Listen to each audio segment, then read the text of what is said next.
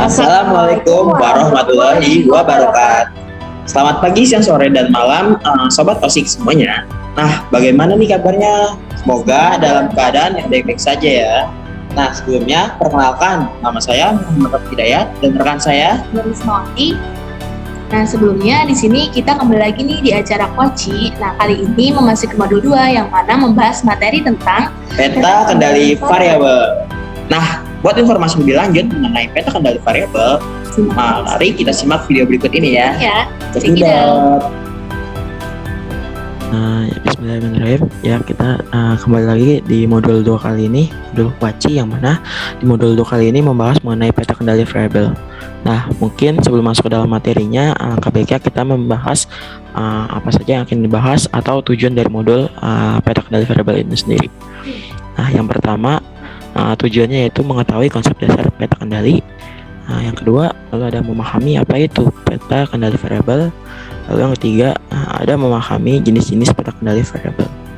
Nah, mungkin di sini ada pengertian dari peta kendali itu sendiri.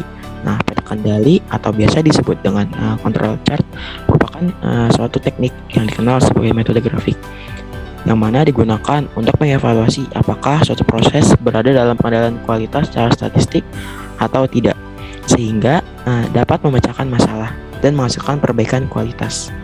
Kualitas yang baik itu berasal dari suatu proses yang terkendali dan stabil. Nah, di dalam peta kendali itu sendiri dibagi menjadi dua, yang mana terdapat peta kendali variabel dan peta kendali atribut. Nah, untuk pembahasan di modul 2 ini akan membahas atau spesifik mengenai peta kendali variabel. Mungkin di sini ada pengertian dari peta kendali variabel itu sendiri. Jadi, peta kendali variabel merupakan suatu diagram yang digunakan untuk mengendalikan suatu karakteristik kualitas yang dapat digunakan untuk mengukur mean dan variabilitas prosesnya. Nah, selanjutnya ada jenis-jenis dari peta kendali variabel itu sendiri, di mana jenis-jenisnya itu ada 3.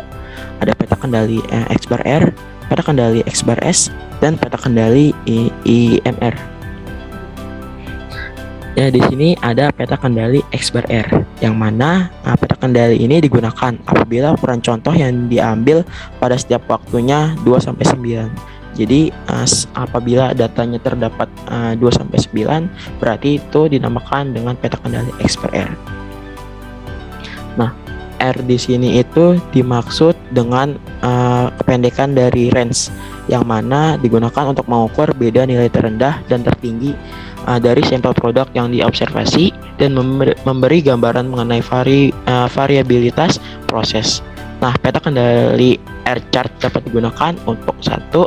Memantau perubahan dalam hal spreadnya atau penyebarannya. Yang kedua, memantau tingkat keakurasiannya atau ketepatan proses yang mana diukur untuk mencari range dari sampel yang diambil. Mungkin selanjutnya ada peta kendali X bar S, yang mana peta kendali X bar S ini digunakan apabila ukuran contoh yang diambil pada setiap waktunya lebih dari 9. Jadi apabila di suatu soal diketahui datanya itu lebih dari 9, berarti di sini menggunakan peta kendali X bar S. Nah, S yang dimaksudnya yaitu dalam S chart itu menandai sigma atau standar deviation chart. Hendaknya digunakan untuk mendeteksi apakah karakteristik proses stabil. Oleh karena itu, S chart biasanya diplot bersama dengan X chart sehingga memberi gambaran mengenai variasi proses lebih baik. Baik peta standar deviasi digunakan untuk mengukur tingkat keakurasian suatu proses. Nah, selanjutnya ada peta kendali IMR, yang mana peta kendali IMR ini digunakan untuk mengontrol proses di mana suatu proses tersebut secara partikal tidak memungkinkan untuk menggunakan rasionalisasi subgrup.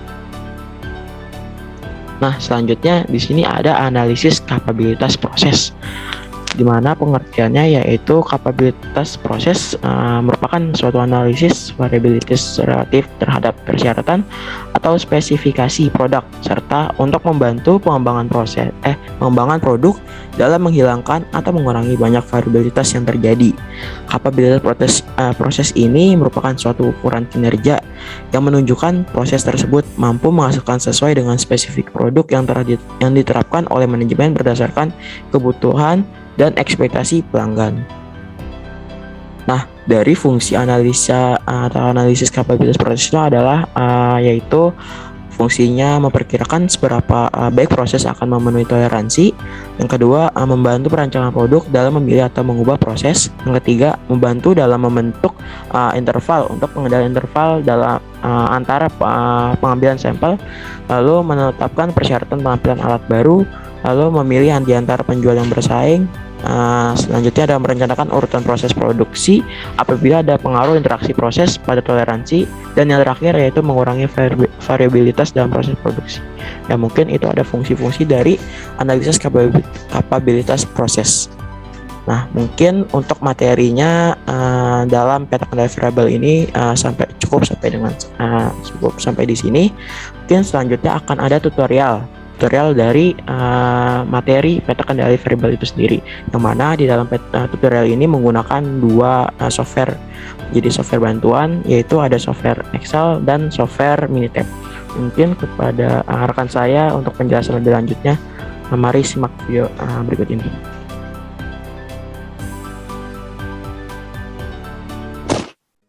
Ya, selanjutnya kita lanjut langsung ke tutorialnya ya.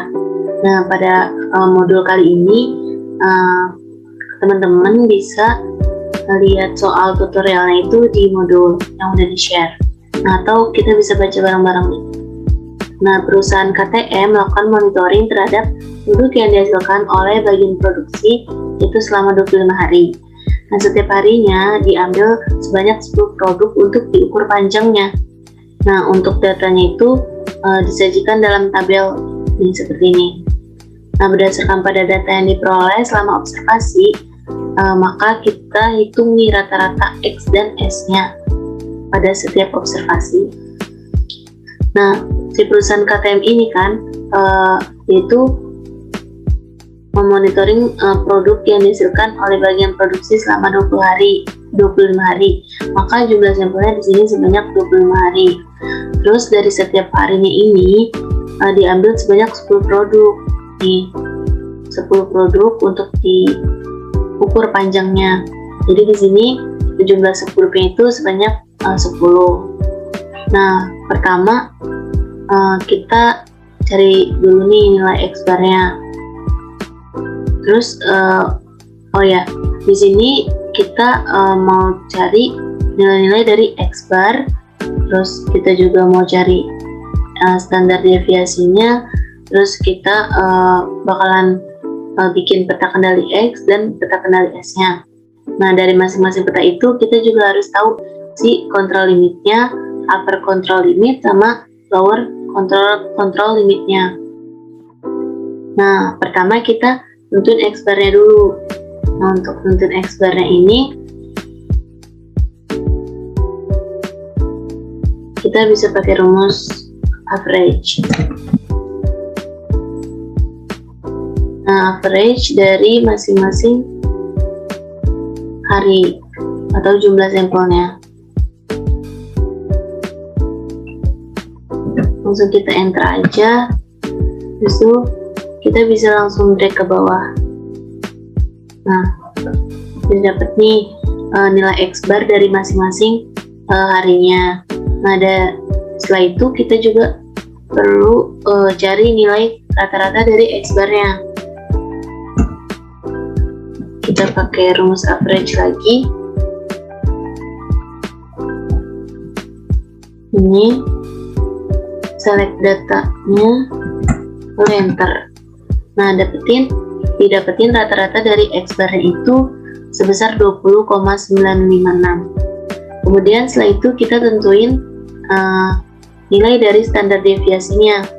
Nah, untuk mencari nilai standar deviasi ini kita pakai rumus sama dengan STDEV. Ini kita select datanya.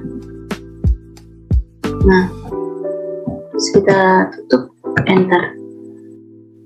Habis itu kita drag aja ke bawah. Nah, setelah itu kita juga perlu cari nilai rata-rata dari si standar deviasinya. Kita pakai rumus average lagi. Lalu drag aja datanya. Bentar. Nah, didapetin rata-rata dari nilai standar deviasi itu sebesar 2,275. Setelah itu kita mau nentuin kontrol limit dari peta X. Nah, nih di sini kan untuk peta kendali X, kontrol limit itu sama dengan rata-rata dari X bar masing-masing sampelnya. Nah, rata-rata dari X bar itu kan tadi kita udah hitungnya. Ini kan rata-rata X bar dari masing-masing si jumlah sampelnya kan. Ini sampel yang pertama X barnya segini. Nah, kalau misalkan kita mau cari si rata-rata X bar dari masing-masing sampelnya, berarti itu kan artinya rata-rata dari si nilai X bar ini. Nah, jadi yang kita pakai nilai ini kan, rata-rata dari X bar. Jadi nilai kontrol limitnya itu sama dengan nilai yang ini. Jangan lupa kita kunci dengan menekan tombol F4. Habis itu kita enter. Setelah itu kita drag aja ke bawah. Nah, jadi nilai kontrol limitnya itu sebesar 20,956. Untuk UCL-nya nih, upper control limitnya itu nilainya itu rata-rata dari X bar ditambah A3 dikali rata-rata standar deviasinya. Nah, di sini kan kita belum tahu nih A3-nya itu berapa sih. Nah, di sini kita bisa lihat nih, ada yang namanya tabel appendix. Nah, itu tuh disesuaikan sama jumlah dari disesuaikan sama data yang kita punya, atau kita bisa lihat dari jumlah subgroup yang kita punya nih. Kita kan sesuai dengan soal itu tuh jumlah subgrupnya itu ada 10 ya. Nah, kita lihat dari tabel appendix ini yang nih jumlahnya itu 10. Nah, kita lihat nilai A3-nya.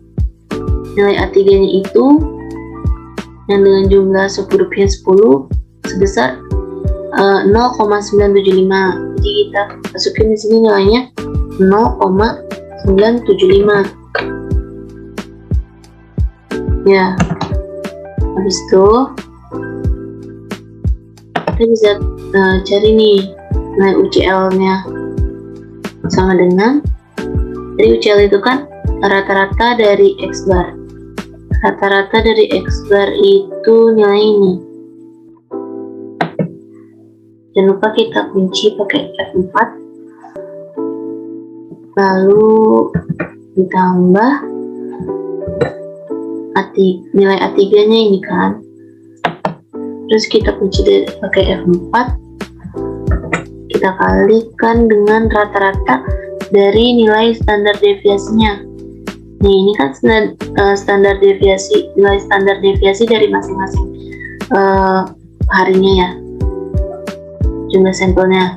Nah, untuk nilai rata-rata dari standar deviasinya kan berarti yang ini. Jadi kita pakai yang ini.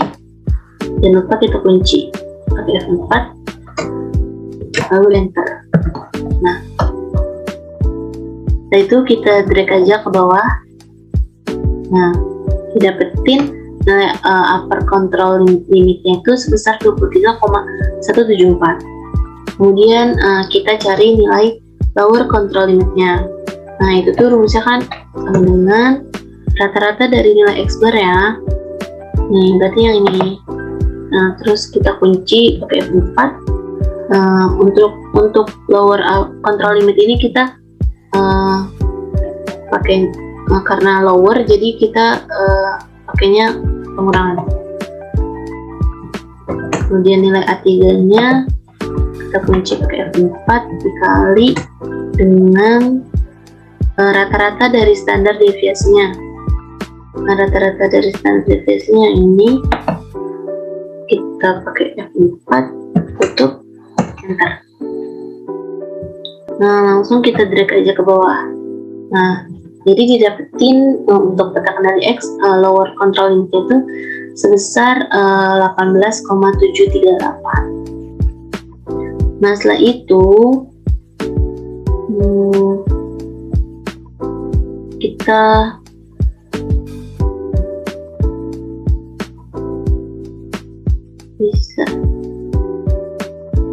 kita tentuin dulu deh. Kita lanjut ke peta kendali S-nya dulu. Di peta kendali S ini kita pertama cari si kontrol limitnya dulu. Nah, untuk rumusnya itu kan si kontrol limit ini sama dengan rata-rata standar deviasi dari masing-masing sampelnya. Nah, rata-rata dari standar deviasi kan berarti yang ini. Jadi kita pakai nilai yang ini. Ya, terus jangan lupa F4, enter. Kita drag aja langsung ke bawah. Nah, jadi nilai kontrol limitnya itu sebesar 2,275. Nah, kemudian kita tentuin nilai upper kontrol limitnya. Nah, untuk rumusnya itu B4 dikali rata-rata standar deviasinya. Nah, di sini kan kita ada dua nih yang belum kita tahu nih, nilai B4 sama B3-nya. Sama kayak tadi, kita cari di tabel appendix ini. Nah, tadi kan jumlah subgrup kita kan sebanyak 10. Nah, jadi kita cari nilai B4 sama B3-nya. Nih, B3-nya itu sebesar 0,284. Ya, 0,284. Nah, untuk nilai B4-nya sebesar 1,716.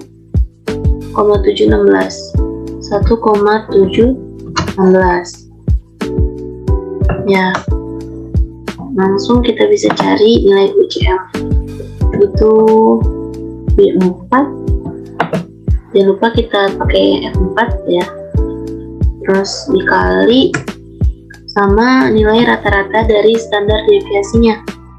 Rata-rata dari standar deviasinya rata-rata ini. Terus kita kunci pakai 4. Bentar. Lalu kita drag aja ke bawah. Nah, dapetin nilai UCL itu sebesar 3,903. Terus kita hitung LCL-nya. Ini rata-ratanya nilai dari LCL itu B3 dikali sama rata-rata dari X bar. Mohon maaf, ini ada kesalahan. Jadi dikalinya itu sama rata-rata dari standar deviasinya. Ya, ini kita kunci lagi, enter. Kita drag aja ke bawah. Nah, didapetin nilai LCL untuk peta kendali S ini sebesar 0,646. Nah, dari kita udah nentuin nih, udah dicari nilai-nilainya. Kita kan mau cari, mau tahu gambaran peta kendali X dan peta kendali S-nya. Sini kita bisa, pertama kita tentuin buat dulu nih peta kendali X-nya. Itu tuh kita blok nilai dari X bar. Terus kalian kita bisa pencet nih yang kontrol. Terus kita select ini UCL sampai LCL ke bawah. Nah, setelah itu insert, kita ke line, lalu kita pilih yang ini. Nah,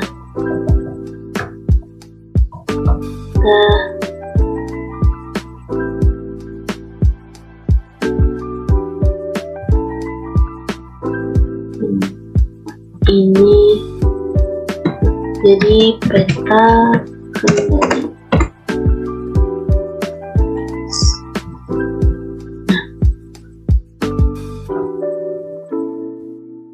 Ini bisa dihapus saja biar lebih jelas.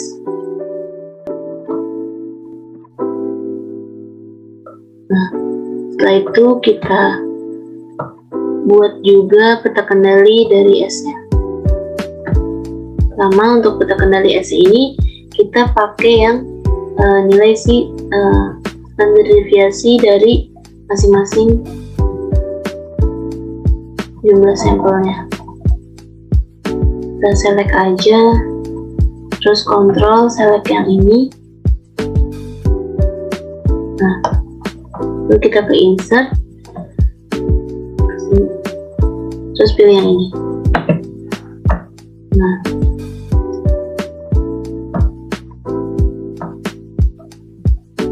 lalu kita kasih nama ini jadi peta kendali S. Ya, ini kita lihat. Nah, ini kita udah buat ya peta kendali X sama peta kendali S nya. Nah, dari kedua peta kendali ini kita bisa lihat bahwa data yang kita punya itu tuh tidak keluar dari batas kendali. Nih, untuk peta kendali S nih, ini kan untuk yang garis kuning itu berarti data dari si lower control limit atau batas bawah ya. Kemudian nih yang ini adalah batas bawahnya. Kemudian untuk yang warna abu-abu ini, garis abu-abu itu merupakan nilai dari atau batas dari control limitnya. Kemudian untuk yang warna oranye itu batas dari batas atas ya, batas atasnya. Lalu itu nilai yang biru ini, garis yang biru adalah nilai dari standar deviasi dari masing-masing jumlah sampelnya. Nah, berdasarkan itu datanya, berdasarkan pada kalau misalkan kita lihat dari peta kendali S ini, datanya itu tidak keluar dari batas atas dan batas bawahnya. Nah, kemudian untuk yang peta kendali X juga sama. Untuk yang garis warna kuning itu batas bawahnya, untuk yang abu-abu itu kontrol limitnya, untuk yang atas yang warna oranye itu batas atas. Untuk yang warna biru ini nilai dari X bar untuk masing-masing jumlah sampelnya. Nah, kita juga bisa lihat dari peta kendali X ini bahwa datanya itu nggak ada yang menyimpang keluar atau lewat dari batas kontrol atas dan batas kontrol bawahnya. Nah, dari kedua peta ini kita bisa tahu bahwa data yang kita punya itu udah terkendali gitu. Nah, untuk tutorial pada modul ini kita kan bisa mengolah data ini dengan menggunakan Excel dan Minitab. Nah, yang saya jelasin barusan yang kita bahas bareng-bareng ini kita pakai software Excel. Nah, selanjutnya saya mau pakai software Minitab.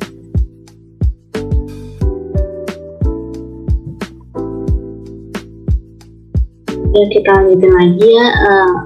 Kita mau nyoba selesaiin soal yang tadi dengan menggunakan software Minitab.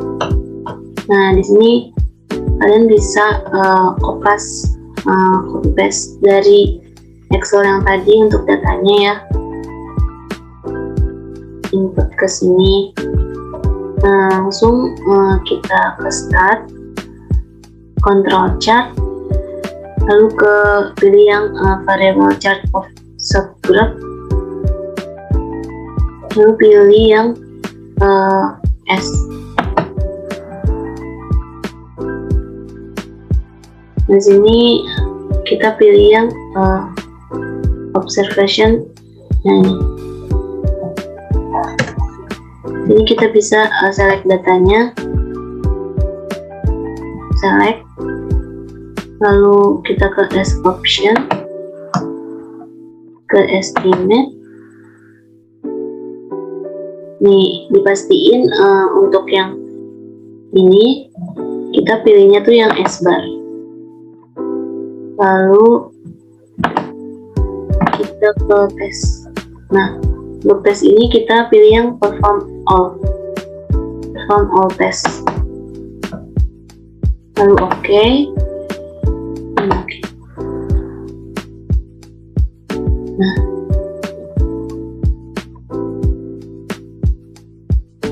Nah, di sini kan kenapa saya mau ngerjain yang nyari yang peta kendali S-nya dulu, karena biasanya itu kita lihat dulu nih dari peta kendali S ini, kalau misalkan si datanya itu nggak ada yang menyimpang atau keluar dari batas atas dan bawahnya di peta kendali S, biasanya itu data yang kita punya itu berarti terkendali. Biasanya nanti si peta X itu kita tahu berdasarkan itu tuh si peta X nya tuh udah terkendali gitu. Kita bisa buktiin di sini. Kita ke start, terus control chart, bilangnya lagi, lalu ke X bar.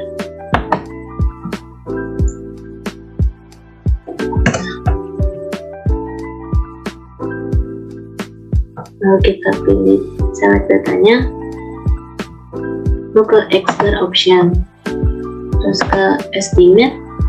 Nah, ini juga kita pastiin lagi, kita pilihnya tuh yang S bar karena kan kita menggunakan peta kendali XS.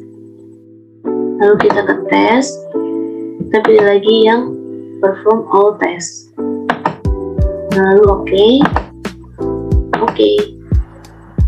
Nah, ini kita bisa lihat X barnya ini, peta kendali X ini bahwa datanya itu nggak ada yang melewati dari batas atas dan batas bawahnya ya. Nah, kita bisa tahu juga nih nilai dari batas atasnya itu sebesar 3,9. Untuk peta S, batas atasnya itu sebesar 3,904.